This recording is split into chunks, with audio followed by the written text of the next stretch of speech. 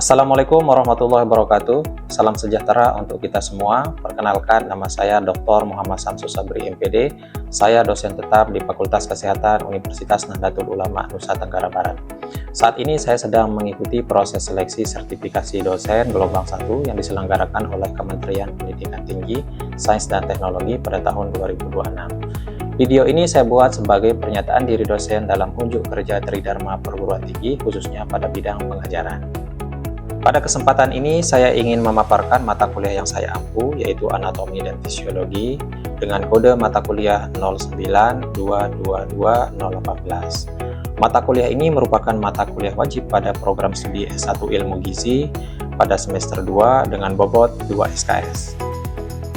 Adapun deskripsi mata kuliah, yaitu mata kuliah ini dirancang untuk membekali mahasiswa dengan penguasaan konsep teoritis dan analitis mengenai anatomi dan fisiologi sistem organ tubuh manusia. Pembelajaran berfokus pada pemahaman struktur, komponen, mekanisme kerja, serta keterkaitan fungsional antar sistem organ yang meliputi sistem dasar, sel dan jaringan, sistem gastrointestinal, sistem kardiovaskular, sistem respirasi, sistem urinaria, sistem reproduksi, sistem saraf, sistem endokrin, sistem sensori, dan sistem muskuloskeletal.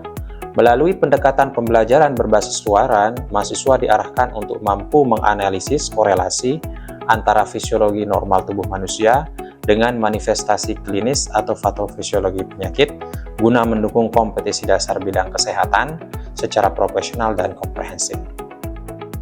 Adapun capaian pembelajaran mata kuliah, yaitu mahasiswa mampu menguasai, menganalisis, mengimplementasikan konsep teoritis anatomi dan fisiologi manusia, mencangkup struktur, komponen, perkembangan, fungsi sistem organ, dan keterkaitannya dengan mekanisme patofisiologi penyakit. Adapun sub-CPMK yang menjadi fokus pada pembelajaran kali ini, yaitu mahasiswa mampu menghubungkan gangguan fungsi sistem gastrointestinal dengan patogenesis penyakit terkait. Kegiatan perkuliahan dilaksanakan sebanyak 16 kali pertemuan efektif, termasuk ujian tengah semester pada pertemuan ke-8 dan ujian akhir semester pada pertemuan ke-16.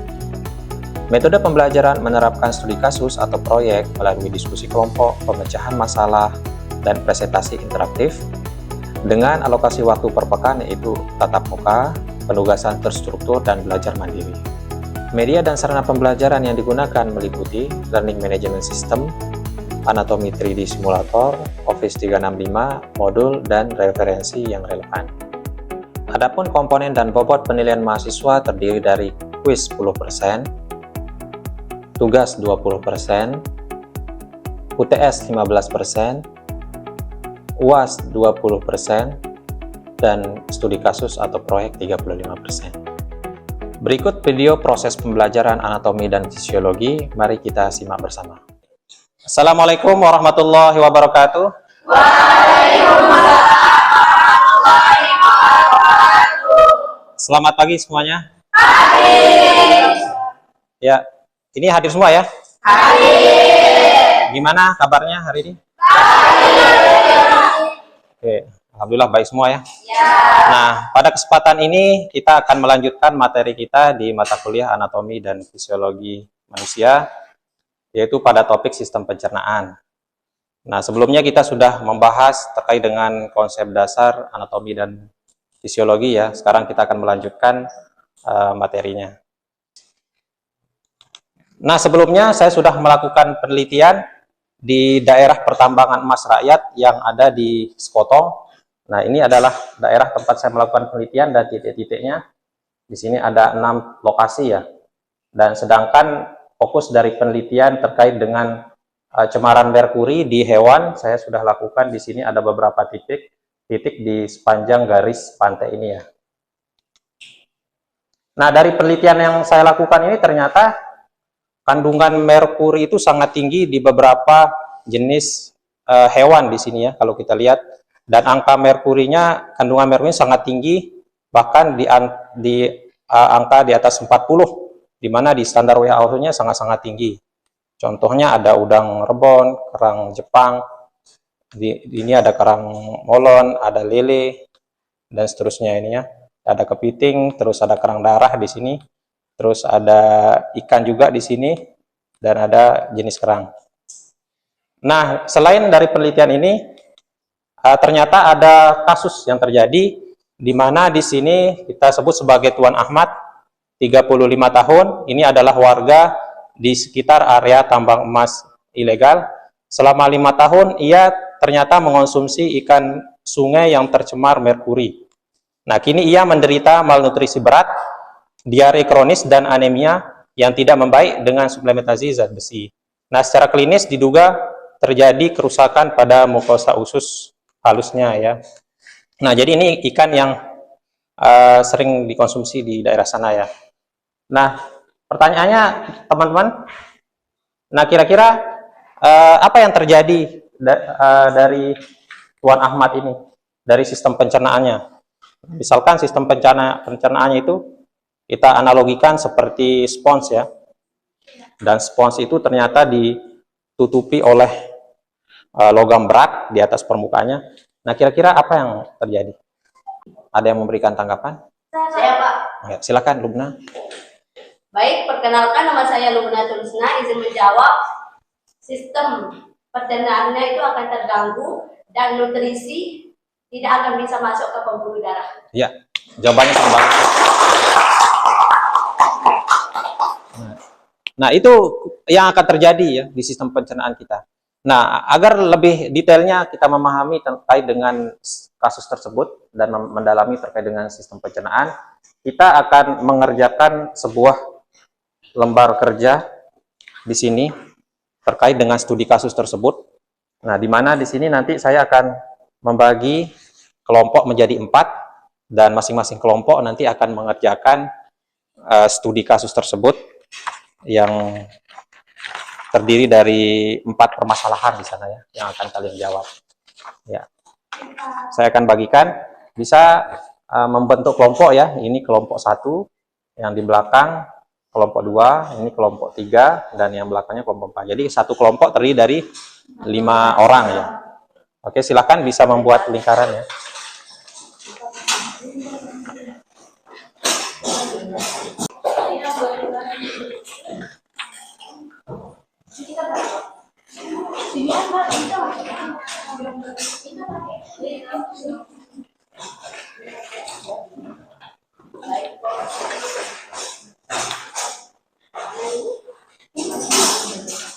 Oke, saya berikan waktu kepada teman-teman untuk memahami terlebih dahulu studi kasus itu. Oke, karena waktunya untuk membaca studi kasus sudah selesai, selanjutnya bisa dikerjakan LKM-nya, dan di sini saya akan membagikan media gambar yang bisa membantu teman-teman semua untuk lebih memahami permasalahan yang terjadi ya. Nanti per kelompok saya akan bagikan. Oke.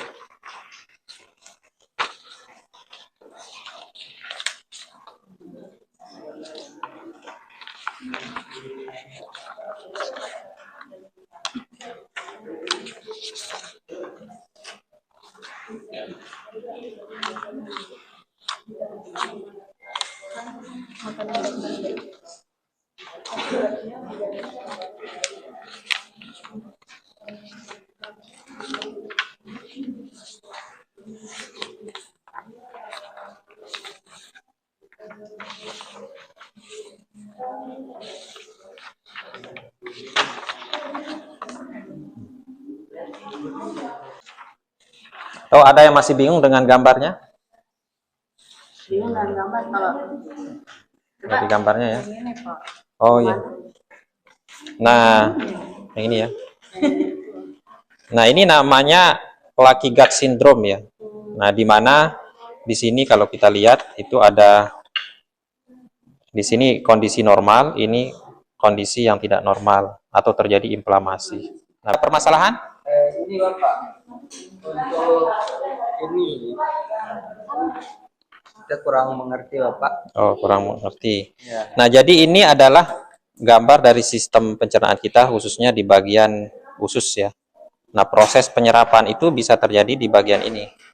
Nah, bayangkan kalau dia tertutupi oleh benda asing atau zat-zat lain, contohnya merkuri, maka dia tidak akan bisa masuk ke dalam sel. dan akhirnya pembuluh darah ini tidak bisa membawa nutrisi secara maksimal. Itu ya salah satunya. Ya, kelompok 2. Nah, ini adalah gambar dari sistem pencernaan kita ya. Nah, ini ada tulisannya di sini kan. Nah, di sini ini adalah bagian usus ya. Nah, proses penyerapan nutrisi itu terjadi di sini. Kelompok 4, ada pertanyaan? Ini adalah gambaran besar ya. Ini kalau diperbesar dia ukurannya seperti ini. Ini adalah bagian dari sistem pencernaan kita di bagian usus. Nah, bayangkan kalau dia dia tertutupi ya oleh benda asing lain. Nah, proses penyerapannya itu tidak bisa maksimal. Sehingga pembuluh darah yang ada di sini yang bertugas untuk mengalirkan makanan ke seluruh tubuh itu tidak bisa terjadi. Baik, karena waktunya sudah habis, saya rasa sudah diselesaikan semua LKM-nya. Nah, sekarang waktunya kita mendengarkan presentasi dari masing-masing kelompok terkait dengan hasil diskusinya. Ya, mungkin kita bisa mulai dari kelompok 1 ya. Ya, kelompok 1, saya persilakan bisa menyampaikan hasil diskusi kelompoknya. Baik, perkenalkan saya Lubna Tulusna dari kelompok 1 akan mempresentasikan hasil diskusi kami, yaitu identifikasi bagian mikroskopis usus halus yang rusak akibat merkuri. Paparan merkuri dapat merusak dinding usus, epithel mukosa, kripta, lebar tubuh, dan sel globet. Kerusakan ditandai dengan pendekatan atau atrofi pili, degenerasi dan kematian sel epithel, gangguan regenerasi sel pada kripta, serta berkurangnya jumlah sel globet yang menghasilkan glukos. Selain itu dapat terjadi peradangan pada lamina propria. Akibatnya proses penyerapan nutrisi dan perlindungan dinding usus menjadi berkurang. Oke, tepuk tangan dulu untuk kelompok 1. Oke, baik, silakan bisa duduk dulu ya. Ada yang mau memberikan tambahan, tanggapan? Oh, ada tanggapan lagi. Silakan dari kelompok 2 ya. Berikan tanggapannya. Waalaikumsalam warahmatullahi wabarakatuh. Perkenalkan, saya Santiana. Saya dari kelompok 2. Jadi di sini saya akan menanggapi jawaban dari kelompok 1. Jadi menurut saya jawaban dari kelompok 1 sudah baik karena menjelaskan dengan jelas bagian usus halus yang rusak akibat merkuri dan akibat yang ditimbulkannya terhadap fungsi usus. Oke, baik, tepuk tangan. Oke, jawabannya sudah bagus ya. Nah, jadi tadi sudah dijawab oleh kelompok 1 dan ditanggapi kelompok 2 bahwa memang terjadi di bagian mikropilinya terjadi penutupan. Sehingga secara mikroskopis itu dia terlihat tidak dapat menyerap secara maksimal ya. Selanjutnya hasil diskusi dari kelompok 2, silakan. Ada yang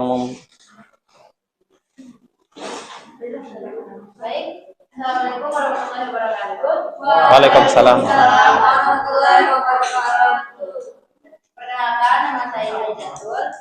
Menurut analisis fisiologi, jelaskan mengapa merkuri menghambat penyerapan zat besi atau nutrisi.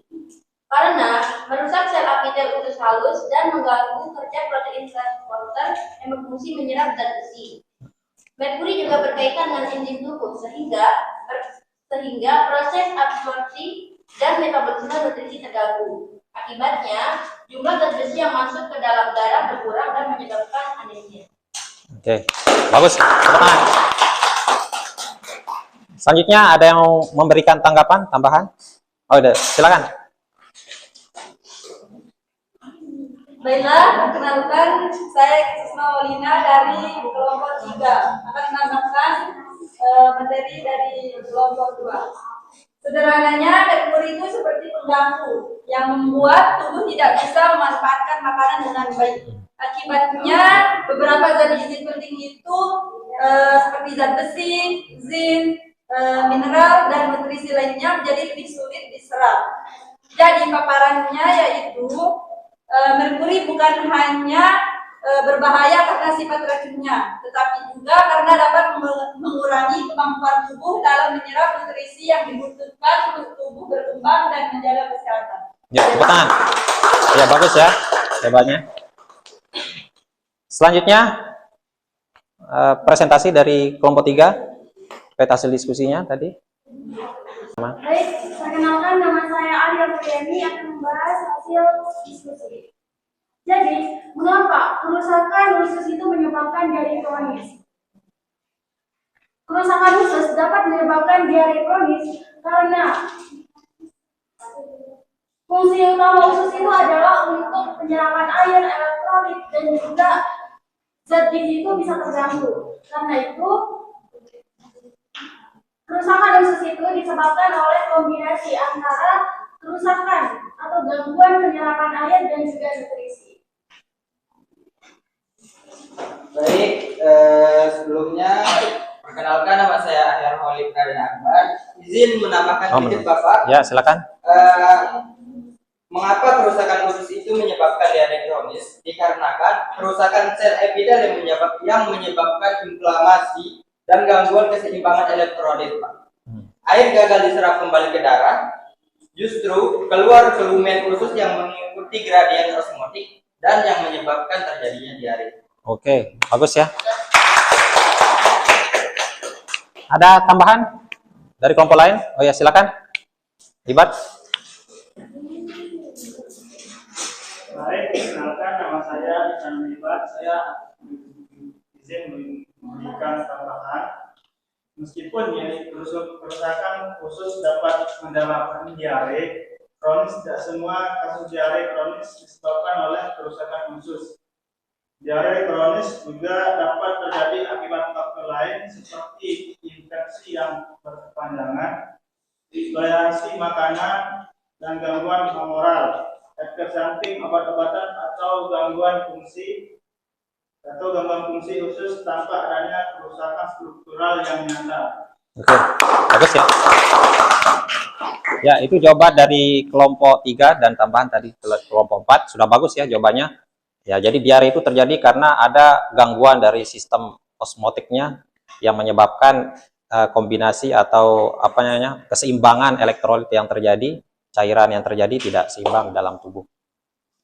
Yang seharusnya air itu diserap oleh sistem pembuluh darah itu bisa dikeluarkan. Nah, begitu pula dengan cairan yang ada di lumen. Oke, sudah bagus ya.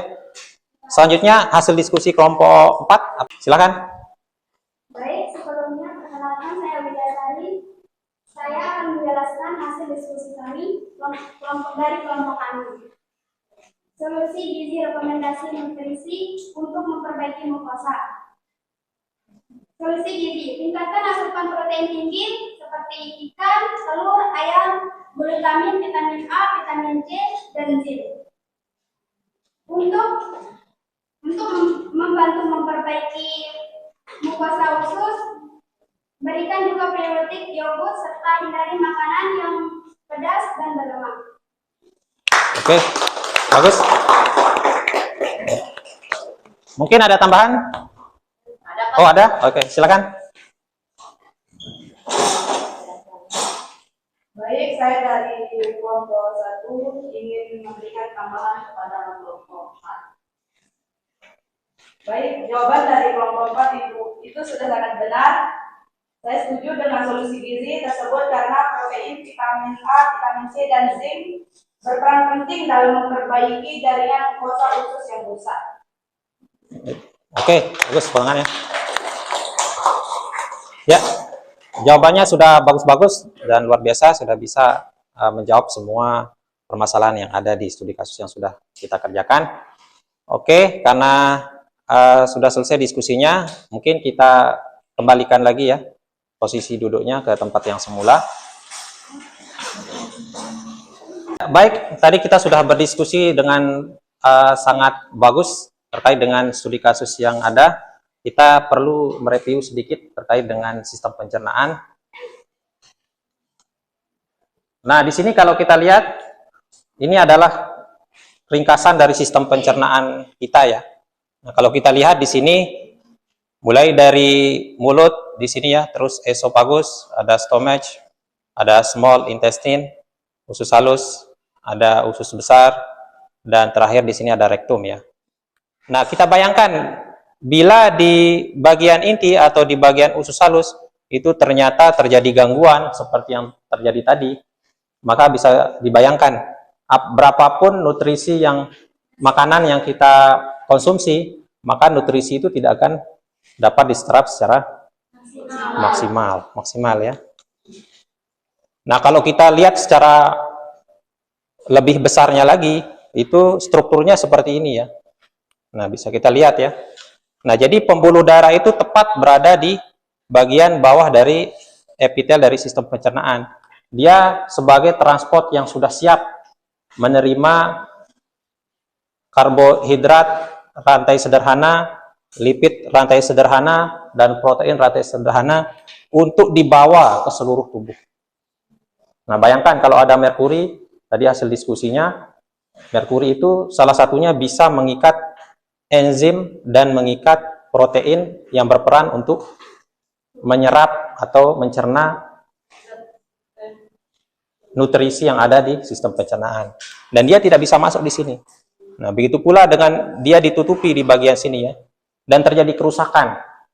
Kerusakan yang terjadi itu adalah kerusakan yang terjadi di bagian epitelnya, di bagian terluar, seperti yang disampaikan tadi oleh kelompok 1 ya. Nah, ini terjadi kerusakan di sini. Sehingga kalau terjadi kerusakan, maka sel yang ada di sini, nah ini adalah sel-sel ya. Sel bentuknya kolom ya. Nah, bayangkan sel-sel ini tidak bisa melakukan penyerapan dan tidak bisa diteruskan ke sistem kardiovaskular ya. Nah, begitu pula dengan proses enzimatis yang terjadi, itu terganggu dengan adanya merkuri. Karena merkuri ini dia mengikat gugus sulfhidril atau SH yang ada di enzim maupun yang ada di protein. Nah, ini adalah proses bagaimana Hg atau merkuri atau higragirum disebutnya, itu bagaimana prosesnya dapat sebagai enzim inhibition, mengganggu proses enzimatis yang terjadi, terutama di sistem pencernaan. Itu yang mengganggu tidak bisanya terserap secara maksimal ya. Nah, apa implikasi klinis dan solusi gizinya? Nah, tentunya kalian sebagai calon ahli gizi tentunya harus dapat memberikan rekomendasi makanan yang dapat dikonsumsi. Salah satunya tadi sudah disampaikan oleh kelompok 4 tadi ya, makanan yang kaya dengan vitamin C, yang kaya dengan vitamin E, yang kaya dengan selenium. Itu fungsinya untuk apa? Ya, memperbaiki mukosa usus untuk mencegah terjadinya stres oksidatif. Nah, sehingga penyerapan itu dapat dilakukan secara maksimal, oke ya. Oke, berdasarkan yang kita sudah diskusikan, teman-teman, ada yang mau ditanyakan? Oh, silakan, ada pertanyaan? Baik, perkenalkan nama saya Isma Maulina, izin bertanya Bapak. Jika merkuri merusak tight junction atau penghubungan sel, apakah kerusakan ini bisa diperbaiki sendiri oleh tubuh, atau apakah usus manusia akan bocor selamanya setelah terpapar merkuri? Oke, pertanyaan yang sangat bagus ya. Nah, apakah yang terjadi? Apakah usus kita akan rusak seterusnya atau bisa diperbaiki?